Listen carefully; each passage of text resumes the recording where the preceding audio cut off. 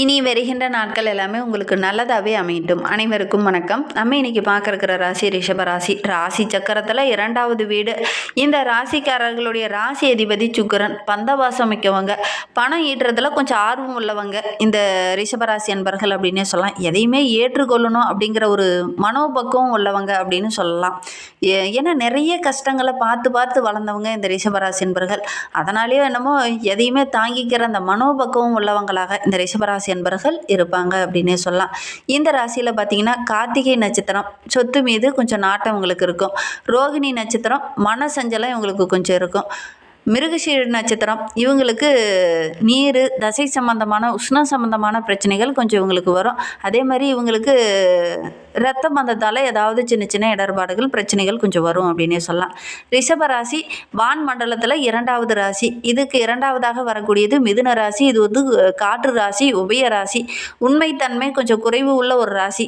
இவங்களுக்கு கொஞ்சம் நகைச்சுவை அதிகமாக வரும் இந்த ரிஷபராசி என்பர்களுக்கு அப்படின்னே சொல்லலாம். பேசும்போது ரொம்ப நகைச்சுவையாக பேசக்கூடியவங்கள அந்த ரிஷபராசி என்பர்கள் இருப்பாங்க அப்படின்னே சொல்லலாம். தகவல் தொடர்பு சார்ந்த விஷயங்களில் இவங்களுக்கு வேலை அமைஞ்சிச்சு அப்படின்னா நல்ல ஒரு வருமானம் உங்களுக்கு கிடைக்கும் அப்படின்னே சொல்லலாம். மிருகசீர நட்சத்திரம் பார்த்திங்கன்னா 7, 12க்கு அதிபதியாக செவ்வாய் வர்றதுனால மனைவி மூலிமா இந்த ரிஷபராசி என்பர்களுக்கு கொஞ்சம் நஷ்டம் ஏற்படக்கூடிய ஒரு சூழ்நிலை பெரும்பாலும் அமையும். மனைவி வந்ததுக்கப்புறம் ஏதாவது ஒரு இழப்பையோ அல்லது அவங்க மூலிமா சின்ன சின்ன பிரச்சனைகளை சந்தித்து அதுக்கப்புறம் தான் முன்னுக்கு வரக்கூடிய ஒரு சூழ்நிலை பெரும்பாலும் இந்த ரிஷபராசி என்பர்களுக்கு ஏற்படும் அப்படின்னு சொல்லலாம். ஏன்னா 2, 5க்கு அதிபதி புதன். அவர் வந்து தவணை முறையில் பண வருவாயை கொஞ்சம் கொடுப்பார். சீட்டு, ஏலச்சீட்டு மூலிமா நல்ல லாபத்தை கொடுப்பார். ரிஷபராசி என்பர்கள் இதெல்லாம் போட்டிங்க அப்படின்னா ஓரளவுக்கு வருமானம் கிடைக்கும். 3வது வீடாக கடகராசி வர்றதுனால காலபுருஷர்களுக்கு 4வது வீடு என்பதனால இது சரராசி, ஜலராசி என்பதனால ஒரு நிலையான இடத்துல இவங்க இந்த ரிஷபராசி என்பர்கள் கொஞ்சம் இருக்க மாட்டாங்க. அடிக்கடி வீடு மாற்றம் செய்கிறது, வேலையில் சின்ன சின்ன மாற்றம் செய்கிறது, சொந்த பூர்வீக சொத்துல இல்லாமல் வேறு ஏதாவது நிலம் வாங்கி அந்த வீட்டில் அங்கே வந்து வீடு கட்டி குடியிருக்கிறது, இந்த மாதிரி கொஞ்சம் மனநிலை உங்களுக்கு கொஞ்சம் மாறிக்கிட்டே இருக்கும் அப்படின்னு சொல்லலாம். ஏன்னா கடகராசி என்பவர்களுடைய ராசி அதிபதி பார்த்திங்கன்னா மனோகாரகனான சந்திரன். மனது ஒரு இடத்துல இருக்கிறதுக்கு விடாது. அடுத்து நம்ம ஏதாவது போகலாமா, வேறு ஏதாவது செய்யலாமா அப்படின்னு அடிக்கடி மனமாற்றம் ஏற்பட்டுக்கிட்டே இருக்கும் இந்த ரிஷபராசி என்பர்களுக்கு அப்படின்னே சொல்லலாம். அதே மாதிரி ஒரு சிலருக்கு பார்த்திங்கன்னா இந்த ரிஷபராசி என்பர்களுக்கு ஒரு விதத்தில் பார்த்திங்கன்னா வாரிசு இல்லை, அதனால் உங்களுக்கு இந்த சொத்தை நான் விற்கிறேன் அப்படிங்கிற மாதிரி அந்த சொத்தை வாங்கி நீங்கள் அந்த இடத்துல குடிபெயரக்கூடிய ஒரு சூழ்நிலையில் பெரும்பாலும் இந்த ரிஷபராசி என்பர்களுக்கு ஏற்படும் அப்படின்னே சொல்லலாம். இந்த மாதிரி ஒரு சுச்சுவேஷன் உங்களுக்கும் ஏற்பட்டிருக்கா அப்படிங்கிறத மறக்காமல் எங்களுடைய கமெண்ட் பாக்ஸில் இந்த ரிஷபராசி என்பர்கள் பார்த்துட்ருக்கீங்க அப்படின்னா தெரிவிங்க. சரி, வாங்க இவங்களுக்கு வருகின்ற நாட்கள் எப்படி இருக்குது அப்படிங்கிறத தொடர்ந்து பார்க்கலாம். நீங்கள் இப்போ தான் ஃபஸ்ட் டைமாக நம்ம சேனலில் பார்க்குறதா இருந்தால் நம்ம சேனலை சப்ஸ்கிரைப் பண்ணிவிட்டு கூடவே இருக்கிற பெல் ஐக்கானையும் கிளிக் பண்ணிக்கோங்க. அப்போ தான் நாங்கள் போடுற ஒவ்வொரு வீடியோவுமே உங்களுக்கு நோட்டிஃபிகேஷனாக வரும். நீங்கள் ரிஷபராசி அன்பராக இருந்தால் மறக்காமல் நம்மளுடைய சேனலுக்கு ஒரு லைக் கொடுத்துட்டு உங்களுடைய உறவுகள் வகையில், அதாவது நண்பர்கள் வகையில் இந்த ரிஷபராசி அன்பர்கள் இருக்காங்க, அவங்களுடைய இயல்பும் இப்படி தான் இருக்குது அப்படிங்கிறதுனா மறக்காமல் இந்த வீடியோவை அவங்களுக்கும் ஷேர் பண்ணிவிடுங்க.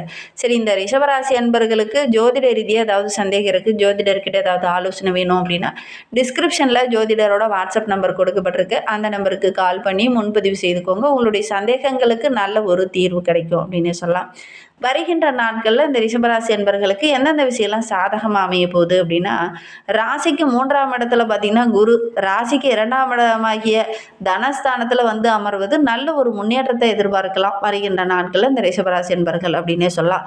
பொருளாதார ரீதியாக நிறைய இடர்பாடுகளை, பிரச்சனைகளை சந்திச்சுட்டு இருந்தவங்களுக்கு வருகின்ற நாட்கள் நல்ல ஒரு நன்மை நிறைந்த நாட்களாகவும் பொருளாதார ரீதியாக நல்ல ஒரு வளர்ச்சியை எதிர்பார்க்கக்கூடிய நாட்களாகவும் வருகின்ற நாட்கள் அமைந்திருக்கு அப்படின்னே சொல்லலாம்.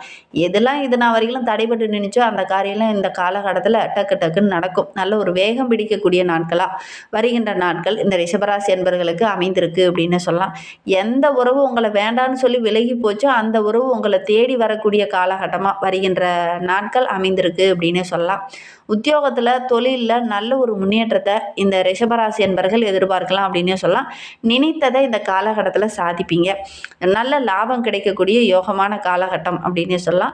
வாடகை வீட்டில் இருந்தவங்களும் சொந்த வீடு கட்டி குடிபெயரக்கூடிய அமைப்பு இருக்குது. சொந்த நிலத்தில் பூர்வீக சொத்தில் வீடு கட்டி குடிபெயரக்கூடிய வாய்ப்புகளும் சந்தர்ப்பங்களும் இந்த ரிஷபராசி என்பர்களுக்கு இந்த காலகட்டத்தில் அமையும். ராகு ரொம்ப பலமாக இருக்கிறார். எதிர்பாராமல் திடீர்னு பண வரவு கிடைக்கும். அதிர்ஷ்ட வாய்ப்புகள் திடீர்னு தேடி வரும். பொதுவாகவே இந்த ரிஷபராசி என்பவர்களுக்கு திடீர்னு அதிர்ஷ்ட வாய்ப்புகள் தேடி வரும். ஏன்னா சுக்கிரனோட ஆதிக்கத்தில் பிறந்தவங்க. அதனால் திடீர்னு பார்த்தீங்கன்னா ஏதோ உறவுகள் வகையிலையோ அல்லது வேலையிலையோ சின்ன சின்ன மாற்றங்கள் திடீர்னு உங்களுக்கு நடக்கும். ஒரு சிலர்லாம் எதிர்பார்த்துருக்கவே மாட்டீங்க, வேலையில் இவ்வளோ வளர்ச்சி கிடைக்குமா அப்படின்னு. ஆனால் திடீர்னு பார்த்தீங்கன்னா அதிர்ஷ்ட வாய்ப்புகள் உங்களை தேடி வரும். நான் வேலையில் நல்ல ஒரு வளர்ச்சியில் வந்திருப்பீங்க இந்த ரிஷபராசி என்பவர்கள். இந்த காலகட்டத்தில் எதிர்பாராமல் திடீர்னு பண வரவு உங்களுக்கு கிடைக்கும். கணவன் மனைவிக்கிடையே இருந்த அந்த சின்ன சின்ன பிரச்சனைகள்லாம் சரியாகி நல்ல ஒரு ஒற்றுமையாக வருகின்ற நாட்களை நீங்கள் எதிர்பார்க்கலாம் அப்படின்னே சொல்லலாம். உங்களுடைய தொழிலில் கூட வருகின்ற நாட்களில் நல்ல லாபம் கிடைக்கும். பூர்வீக சொத்தில் இருந்த பிரச்சனையெல்லாம் ஒரு முடிவுக்கு வரும். நல்ல ஒரு வளர்ச்சியை நீங்கள் எதிர்பார்க்கலாம். எந்த விஷயத்தில் இந்த ரிஷபராசி என்பர்கள் கவனமாக இருக்கணும் அப்படின்னு பார்த்தீங்கன்னா, அஷ்டமத்தில் சுக்கிரன் அமர்ந்திருக்கிறதுனால பெண்களால் ஏதாவது ஒரு அவப்பேறு கெட்ட பேர் இதெல்லாம் கொஞ்சம் வரும். கவனமாக செயல்படணும். அது ஆணாக இருக்கட்டும் பெண்ணாக இருக்கட்டும், எதிர்பாலித்தவரால் ஏதாவது ஒரு சின்ன சின்ன இடர்பாடுகள் கொஞ்சம் வரும். கொஞ்சம் கவனமாக செயல்படுறது நல்லது. இந்த காலகட்டத்தில் கொஞ்சம் முன்கோபம் அதிகமாக வரும். நிலராசி என்பதனால ரொம்ப பொறுமையாக தான் இருப்பீங்க. ஆனால் இந்த காலகட்டத்தில் முன்கோபம் டக்குன்னு எல்லாத்தையும் எடுத்தறிஞ்சு பேசுகிற மாதிரி வார்த்தைகளை தடிமனாக பேச வேண்டிய ஒரு சுச்சுவேஷன் உங்களுக்கு ஏற்படும். கவனமாக செயல்படுறது ரொம்பவும் நல்லது. இந்த காலகட்டத்தில் தடிமனான வார்த்தைகளை கொஞ்சம் அதிகம் பயன்படுத்தாமல் இருக்கிறது நல்லது. அஷ்டமத்தில் சூரியன் இருக்கிறதுனால சமூக வலைத்தளங்களில் உங்களை பற்றி ஏதாவது சின்ன சின்ன தவறுதலான பிரச்சனைகள் இந்த காலகட்டத்தில் கொஞ்சம் வரும். அதன் மூலிமா நீங்கள் ஒரு கெட்ட பேர் எடுக்க வேண்டிய ஒரு சூழ்நிலையெல்லாம் இந்த ரிஷபராசி என்பவர்களுக்கு ஏற்படும். கவனமாக செயல்படுறது ரொம்பவும் நல்லது. அவசரப்பட்டு எந்த ஒரு விஷயத்துலையுமே நீங்கள் இறங்க வேண்டாம். பொறுமையாக இந்த காலகட்டத்தில் ஹேண்டில் பண்ணுங்கள். இழப்புகள் பெருசாக இந்த காலகட்டத்தில் ஏற்படாது. கொஞ்சம் கவனமாக செயல்படுறது ரொம்பவும் நல்லது. டக்குன்னு நீங்கள் முடிவு எடுத்துகிட்டு கோவப்பட்டுட்டு பிரச்சனையை பெரிதுபடுத்துனீங்கன்னா அப்படின்னா இன்னும் நிறைய பிரச்சனைகளை சந்திக்க வேண்டிய ஒரு சூழ்நிலை ஏற்படும். அதனால் கொஞ்சம் இந்த காலகட்டத்தில் கொஞ்சம் பொறுமையாக இருக்கிறது தான் நல்லது. இல்லை அப்படின்னா இழப்புகள் இன்னும் அதிகமாக ஏற்படக்கூடிய ஒரு சூழ்நிலை ஏற்படும். அதனால் பொறுமையாக இருக்கிறது நல்லது. ஏன்னா 4ஆம் இடம் ரொம்ப பலவீனமாக இருக்குது. அதனால் வண்டி வாகனம் மூலிமா கூட ஒரு சிலருக்கு சின்ன சின்ன பிரச்சனைகள் வரதுக்கான சூழ்நிலை இருக்குது. கவனமாக செயல்படுறது ரொம்பவும் நல்லது. உங்களுக்கு சந்திராஷ்டமம் அப்படின்னு பார்த்தீங்கன்னா 22, 23, 21ஆம் தேதியில் உங்களுக்கு சந்திராஷ்டமம். அன்றைய தினம் பேசும்போது வார்த்தையில் நிதானம் இருக்கணும். யாருக்கிட்டையும் வாதாட வேண்டாம். வாதாடினீங்கன்னா கூட உங்களுக்கு தான் ஒரு சில இடத்துல கெட்ட பேர் வர்றதுக்கான ஒரு சூழ்நிலை ஏற்படும். அதனால் ரொம்ப பொறுமையாக இருக்கிறது ரொம்பவும் நல்லது இந்த ரிஷபராசி என்பவர்களுக்கு அப்படின்னு சொல்லலாம். ரிஷபராசியில் பிறந்த 3 நட்சத்திரக்காரர்களுக்கும் அடுத்து வருகின்ற 7 நாட்களும் எப்படி அமைந்திருக்கு அப்படிங்கிறத பார்க்கலாம். ரிஷபராசியில் கார்த்திகை 2, 3, 4 பாதங்களில் பிறந்தவங்களுக்கு வருகின்ற 7 நாட்களும் ரொம்ப சிறப்பாக இருக்குது. உத்தியோகத்தில் இருக்கிறவங்க மேலதிகாரிகிட்ட பேசும்போது மட்டும் கொஞ்சம் கவனமாக அனுசரணையாக பேசுகிறது நல்லது. இல்லை அப்படின்னா சின்ன சின்ன விபரீதங்களை சந்திக்க வேண்டிய ஒரு சூழ்நிலை ஏற்படும். வியாபாரிகளுக்கு ஓரளவுக்கு லாபம் கிடைக்கும். இந்த கணக்கு வழக்கு விஷயத்தில் கொஞ்சம் கரெக்டாக இருந்துக்கோங்க.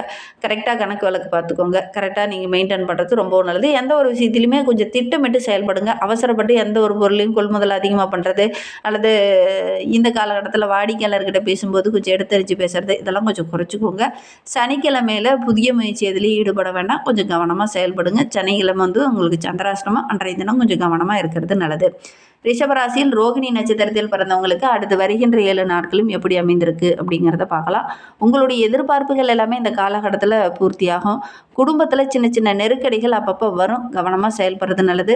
உங்களுடைய தேவைக்கே கூட இந்த காலகட்டத்தில் செலவுக்கு இல்லாமல் கடன் வாங்க வேண்டிய ஒரு சூழ்நிலையிலும் ஒரு சில ரோகிணி நட்சத்திரக்காரர்களுக்கு ஏற்படும். பண பற்றாக்குறை கொஞ்சம் ஏற்படும். கவனமாக செயல்படணும். திட்டமிட்டு செலவு செய்யுங்க. ஆடம்பர செலவுகளை கொஞ்சம் குறைச்சிக்கோங்க. ஆரோக்கியத்தில் கூட கொஞ்சம் கவனம் செலுத்துங்க. வெளி உணவுகளை கொஞ்சம் தவிர்த்துக்கோங்க. தொழில் ரீதியாக பார்க்கும்போது வெளியூர் பயணங்கள்லாம் ஓரளவுக்கு மகிழ்ச்சியை கொடுக்கும். வெளியூரில் ஏற்றுமதி இறக்குமதி தொழில் செய்கிறவங்களுக்குலாம் நல்ல ஒரு வருமானம் கிடைக்கும். வெளியிலேருந்து வரக்கூடிய தகவல்கள் உங்களுக்கு மகிழ்ச்சி தரதாக இருக்கும். மற்றபடி ஞாயிற்றுக்கிழமை மட்டும் கொஞ்சம் கவனமாக இருந்துக்கோங்க. ஏன்னா அன்றைய தினம் உங்களுக்கு சந்திராஷ்டமம். ஞாயிற்றுக்கிழமை யாருக்கும் வாக்குறுதி கொடுக்க வேண்டாம். பேசும்போது வார்த்தையில் நிதானம் இருக்கட்டும். ரிஷபராசியில் மிருகசீரிடம் 1, 2 பாதங்களில் பிறந்தவங்களுக்கு வருகின்ற நாட்களை பொறுத்த வரைக்கும் பூர்வீக சொத்து சம்மந்தமான பிரச்சனை அப்பப்போ ஏற்படும். உறவுகள் உங்ககிட்ட ஏதாவது சின்ன சின்ன இடர்பாடுகளை கொடுப்பாங்க. உங்களுக்கு எதிராக ஒரு சில இடத்துல பேசுவாங்க. இந்த காலகட்டத்தில் கொஞ்சம் விட்டு கொடுத்து அனுசரணையாக போங்க. ஒரு சிலருக்கு சட்ட ரீதியான பிரச்சனையை சந்திக்க வேண்டிய ஒரு சூழ்நிலையெல்லாம் இந்த மிருகசீரிட நட்சத்திரக்காரர்களுக்கு ஏற்படும். எந்த ஒரு விஷயத்துலையும் அவசரம் காட்டாமல் பொறுமையாக இருக்கிறது நல்லது. நண்பர்களே இந்த காலகட்டத்தில் உங்களுக்கு பகையாக மாறக்கூடிய சூழ்நிலை இருக்குது. கொஞ்சம் கவனமாக செயல்படுங்க. ஒரு சில இடத்துல உங்களுக்கு பக்கபலமாக தான் இருப்பாங்க. ஆனால் இந்த காலகட்டத்தில் ஒரு சில நண்பர்களால் உங்களுக்கு ஏதாவது சின்ன சின்ன பிரச்சனைகள், இடர்பாடுகள் வரும். கவனமாக செயல்படணும். கூட்டு தொழிலில் இருக்கிறவங்களுக்கு நல்ல ஒரு வளர்ச்சி இருக்குது. வருகின்ற திங்கட்கிழமை கொஞ்சம் கவனமாக செயல்படுங்க. திட்டமிட்டு செயல்படுறது ரொம்பவும் நல்லது. ஏன்னா அன்றைய தினம் உங்களுக்கு சந்திராஷ்டமம்